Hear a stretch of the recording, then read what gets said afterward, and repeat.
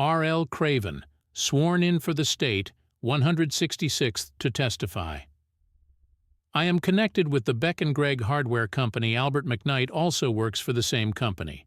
He asked me to go down and see if I could get Manola McKnight out when she was arrested. I went there for that purpose. I was present when she signed that affidavit. State's Exhibit J. I went out with Mr. Pickett to Manola McKnight's home the latter part of May. Albert McKnight was there. On the 3rd day of June, we were down at the station house and they brought Manola McKnight in, and we questioned her first as to the statements Albert had given me. At first she would not talk. She said she didn't know anything about it.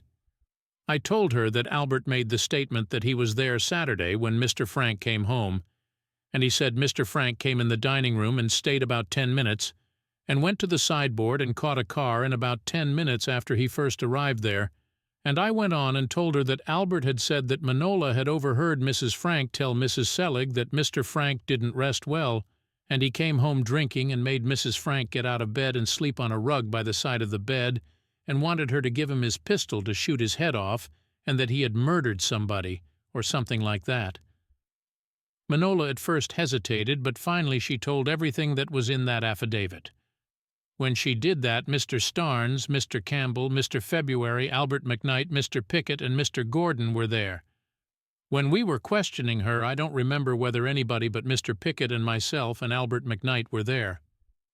Cross-examination. We went down there about 11:30 o'clock. I didn't know that she had been in jail 12 hours then. I suppose she was in jail because they needed her as a witness. I was in Mr. Dorsey's office only one time about this matter. The same morning I started out to see if I could get her, and I went to see Mr. Dorsey about getting her out. Her husband wanted her out of jail, and I went to see Mr. Dorsey about getting her out. At first she denied it. I questioned her for something like 2 hours. I didn't know she had already made a statement about the truth of the transaction. Mr. Dorsey didn't read it to me.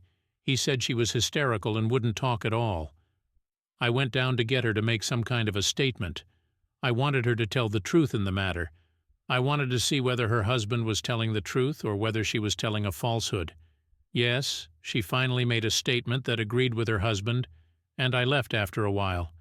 As to why I didn't stay and get her out, because I didn't want to. I went after we got her statement. No, I didn't get her out of jail. I did not look after her any further than that.